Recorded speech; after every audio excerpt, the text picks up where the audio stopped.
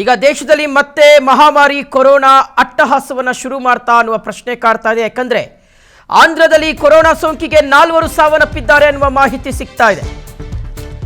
ಆಂಧ್ರದಲ್ಲಿ ಕೊರೋನಾ ಸೋಂಕಿಗೆ 4 ಮೃತಪಟ್ಟಿದ್ದಾರೆ. ಕೇರಳದಲ್ಲಿ ಸುಮಾರು 115 ರೋಗಿಗಳಲ್ಲಿ ಕೊರೋನಾ ಪಾಸಿಟಿವ್ ದೃಢಪಟ್ಟಿದೆ. 2 ಮೃತಪಟ್ಟಿದ್ರು ಆಂಧ್ರದಲ್ಲಿ. ಈಗ ಅದು ಸಾವಿನ ಸಂಖ್ಯೆ 4ಕ್ಕೆ ಏರಿಕೆಯಾಗಿದೆ. ಕೇರಳದಲ್ಲಿ 115 ರೋಗಿಗಳಲ್ಲಿ ಕೊರೋನಾ ಪಾಸಿಟಿವ್ ಕಂಡು ಬಂದಿದೆ. ಕರ್ನಾಟಕದಲ್ಲಿ 64 ಪ್ರಕರಣಗಳು ಆಕ್ಟಿವ್ ಆಗಿದೆ. ಕರ್ನಾಟಕದಲ್ಲಿ 64 ಪ್ರಕರಣಗಳು ಆಕ್ಟಿವ್ ಆಗುವ ಮೂಲಕ 2ನೇ ಸ್ಥಾನದಲ್ಲಿದೆ. ಮಹಾರಾಷ್ಟ್ರದಲ್ಲಿ 48 ಮಂದಿಗೆ ಕೊರೋನಾ ಹರಡಿದೆಯಂತೆ. ಇನ್ನು ತಮಿಳುನಾಡಿನಲ್ಲಿ 39, ದೆಹಲಿಯಲ್ಲಿ 18 ಕೇಸ್ಗಳು ಆಕ್ಟಿವ್ ಆಗಿದೆ. ಜುಲೈ ತಿಂಗಳಲ್ಲಿ 339 ಹೊಸ ಪ್ರಕರಣಗಳು ದಾಖಲಾಗಿರುವಂಥದ್ದು ಸಾಕಷ್ಟು ಆತಂಕಕ್ಕೆ ಕಾರಣ ಆಗ್ತಾ ಇದೆ. ಕರ್ನಾಟಕದ ಗಡಿ ಜಿಲ್ಲೆಗಳಲ್ಲಿ ಆರೋಗ್ಯ ಇಲಾಖೆ ಐ ಅಲರ್ಟ್ ಅನ್ನು ಘೋಷಣೆ ಮಾಡಿದೆ. ಅದರಲ್ಲೂ ಪ್ರಮುಖವಾಗಿ ಆಂಧ್ರಕ್ಕೆ ಹೊಂದಿಕೊಂಡಿರ್ತಕ್ಕಂಥ ಜಿಲ್ಲೆಗಳು ಯಾವ್ದ್ಯಾವುದು? ನಮ್ಮ ತುಮಕೂರು, ಪಾವಗಡ, ಅಂದರೆ ತುಮಕೂರಿನಲ್ಲಿರ್ತಕ್ಕಂಥ ಪಾವಗಡ, ಹಾಗೆ ಬಳ್ಳಾರಿ, ಕೋಲಾರ, ಚಿಕ್ಕಬಳ್ಳಾಪುರ. ಸೊ ಈ ಭಾಗದಲ್ಲಿ ಕಟ್ಟುನಿಟ್ಟಾಗಿ ಚೆಕ್ ಮಾಡಿ ಹೊರಗಡೆ ಬಿಡ್ತಾ ಇದ್ದಾರೆ ಅನ್ನುವ ಮಾಹಿತಿ ಇದೆ.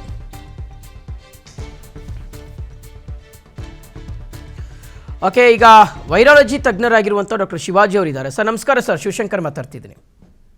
ನಮಸ್ಕಾರ. ಎಸ್ ಸರ್, ಏನು ಹೇಳ್ಬೋದು? ಈಗ ಕೊರೋನಾ ಮತ್ತೆ ದೇಶದಲ್ಲಿ ಜಾಸ್ತಿ ಆಗಿದೆ ಅನ್ನುವ ಆತಂಕ, ನಿಜಕ್ಕೂ ಈಗ ಭಯ ಪಡಬೇಕಾಗಿರ್ತಕ್ಕಂಥ ಸನ್ನಿವೇಶನ, ಸಂದರ್ಭನ ಇದನ್ನು ಯಾವ ರೀತಿಯಾಗಿ ನೋಡ್ತಿರ್ತಾವು?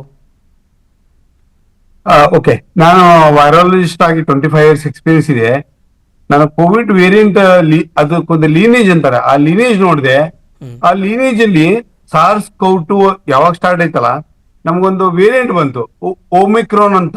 ಒಮಿಕ್ರಾನ್ ವೇರಿಯಂಟ್ ಅಲ್ಲಿ ಅದರಲ್ಲಿ ಫಸ್ಟ್ ನಾವು ನೋಡಿದ್ದು BA.2.86 ಅಂತ. ಅದು ಏನಾಯ್ತಂದ್ರೆ ಈಗ ಎಲ್ಲ ಕಡೆ ಸ್ಪ್ರೆಡ್ ಆಗ್ತಾ ಇತ್ತು. ಈಗ ವೇರಿಯಂಟ್ ಅಲ್ಲಿ ಏನ್ ಬರ್ತಾ ಇದೆ ಅಂದ್ರೆ ಅದು ಒಂದು ಫಾರ್ಮ್ ಆಯ್ತು, ಒಂದು J1 ಅಂತ ಫಾರ್ಮ್ ಆಯ್ತು.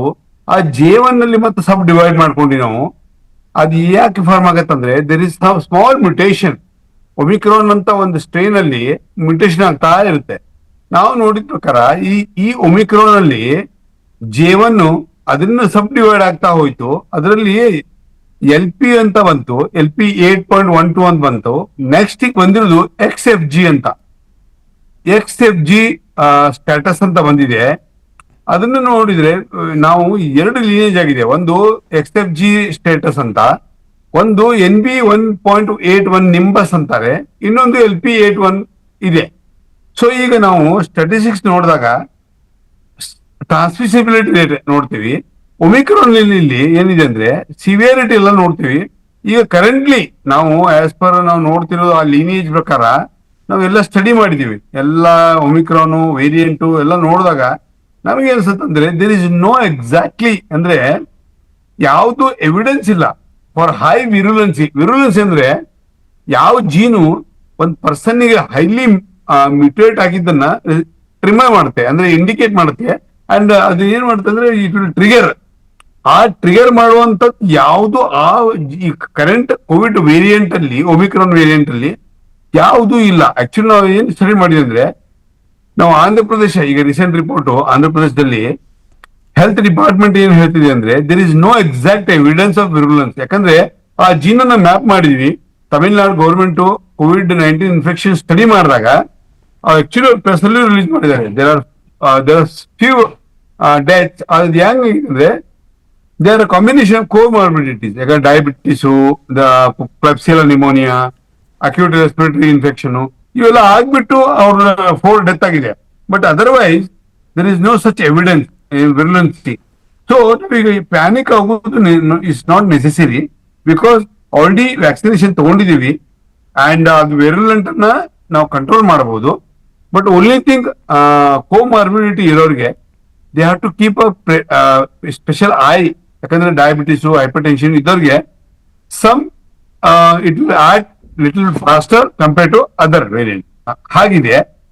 ಬಟ್ ಆಸ್ ಆಫ್ ನಾವು ಮಹಾರಾಷ್ಟ್ರಲ್ಲಿ ಟೋಟಲ್ ನೋಡಿದ ಪ್ರಕಾರ ಯಾವುದು ನಮಗೆ ವೈಡ್ ಸ್ಪ್ರೆಡ್ ಆಗುವಂತದ್ದು ಇಲ್ಲ. ಯಾಕಂದ್ರೆ ನಾವು ಗ್ಲೋಬಲ್ ಡೇಟಾ ನೋಡಿದ್ವಿ. As per WHO total 168 new deaths ಆಗಿದೆ. Last 1 month or 28 days surveillance ಅಲ್ಲಿ. ಬಟ್ ಇಂಡಿಯಾದಾಗ ನೋಡಿದಾಗ June or mid of July Andhra ಪ್ರದೇಶದಲ್ಲಿ reported around 12 cases and 4 deaths. So ಇದನ್ನ ಓವರ್ ನೋಡಿದಾಗ ದೇ ಆರ್ ಹ್ಯಾವಿಂಗ್ ಕೋಮಾರ್ಬಿಡಿಟಿ, ಯಾರಿಗೂ ಅಂತ ಪ್ಯಾನಿಕ್ ಆಗೋದು ಜರುತ್ತಿಲ್ಲ. ಆಮೇಲೆ ನೇಷನ್ ವೈಡ್ ನೋಡ್ತಾ ಇದೀವಿ, it is very productive. Okay sir. Sir, ಆಮೇಲೆ ಒಂದು ವೈದ್ಯರು ಹೇಳುವಂಥದ್ದು ಅಥವಾ ತಾವು ಸಹ ಹೇಳುವಂಥದ್ದು ಏನಂದರೆ, ಕೊರೋನಾ ಕಂಪ್ಲೀಟಾಗಿ ನಾವು ನಿರ್ಮೂಲನೆ ಮಾಡಲಿಕ್ಕೆ ಸಾಧ್ಯ ಇಲ್ಲ, ಬಟ್ ಅದ್ರ ಜೊತೆಗೆ ಬದುಕೋದನ್ನ ನಾವು ಕಲ್ತ್ಕೊಳ್ಬೇಕು ಅಂತ, ಅಂದರೆ ಒಂದಷ್ಟು ಪ್ರಿಕಾಷನರಿ ಮೆಷರ್ಸಿಂದ ಅಂತ. ಈ ಸಂದರ್ಭದಲ್ಲಿ ಯಾವ ರೀತಿಗೆ ಕ್ರಮಗಳನ್ನು ಕೈಗೊಳ್ಬೋದು sir, being a person, single person? Okay, ನಾವೇನ್ ಮಾಡ್ಬೇಕಂದ್ರೆ, so we need to maintain a good hygiene. ಯಾಕಂದ್ರೆ ನಾವು ಎಲ್ಲೇ ಹೋಗ್ಲಿ, ನಮಗೇನೋ ಅನಿಸ್ತಾ ಇದೆ, ನಮಗೇನಾದ್ರೂ ಮಾಡ್ಬೇಕಂದ್ರೆ we should wear a proper mask. ಅದು ಪ್ರಾಪರ್ ಆಗಿರ್ಬೇಕು. ಯಾಕಂದ್ರೆ ನಾರ್ಮಲ್ ಮಾಸ್ಕ್ ಬರುತ್ತೆ, N95 ಬರುತ್ತೆ, you should use.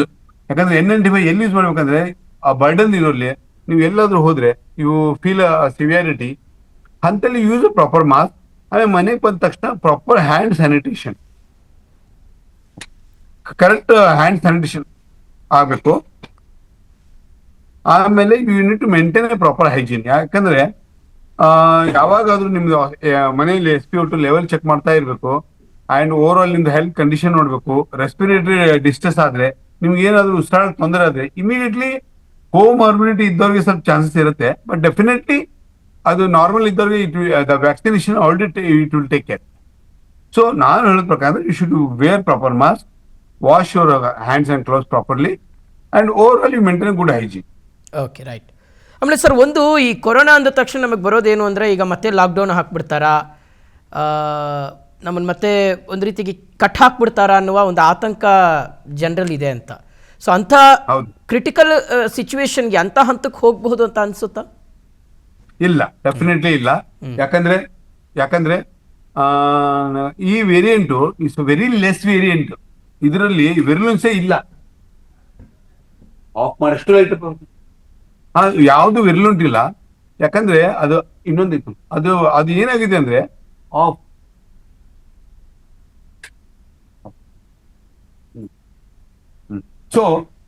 S. So absolutely ಆ ವಿರುಲೆನ್ಸಿ ನೋಡಿದಾಗ ಇಟ್ ಈಸ್ ನಾಟ್ ಸ್ಪ್ರೆಡಿಂಗ್. ಯಾಕಂದ್ರೆ ನಾವು ನೋಡ್ತೇವೆ ವಿರುಲೆನ್ಸಿ ಹೆಂಗಿದೆ, ಅದು ಇನ್ಫೆಕ್ಟಿವಿಟಿ ಹೆಂಗಿದೆ, ಅದು ವೇರಿಯಂಟ್ ಅಲ್ಲಿ ಯಾವ ಫಾರ್ಮ್ ಅಲ್ಲಿ ಇದೆ. So definitely it is not a proper highly triggering variant. It can be managed by local whatever ನೀವು ಏನಾದರೂ ಪ್ರಿಕಾಷನ್ ತಗೊಂಡ್ಬಿಟ್ಟು ಅದನ್ನ ಮಾಡ್ಬೋದು. It's not like delta variant. This is a common omicron variant. Okay, right. No need to panic. Okay, done. Okay sir, thank you sir, ಇಷ್ಟೊತ್ತು ಸಮಯ ಕೊಟ್ಟಿದ್ದಕ್ಕೆ, ನಮ್ಮ ಜೊತೆಗೆ ಮಾತನಾಡಿದ್ದಕ್ಕೆ. ಓಕೆ ವೀಕ್ಷಕರೇ, ಸೊ ವೈದ್ಯರು ಹೇಳ್ತಾ ಇದ್ರು, ಅಂದರೆ ತೀರಾ ಅಂಥ ಒಂದು ವಿಕೋಪದ ಪರಿಸ್ಥಿತಿಗೆ ತಗೊಂಡು ಹೋಗ್ಲಿಕ್ಕೆ ಸಾಧ್ಯ ಇಲ್ಲ, ಬಟ್ ಸ್ಟಿಲ್ ನಾವು ಮುಂಜಾಗ್ರತಾ ಕ್ರಮಗಳನ್ನು ಕೈಗೊಂಡ್ರೆ ಒಳ್ಳೆಯದು ಅಂತ. ಹಾಗಂತ ಮೈಮರೆಯೋದು ಒಳ್ಳೆಯದಲ್ಲ ಅಂತ.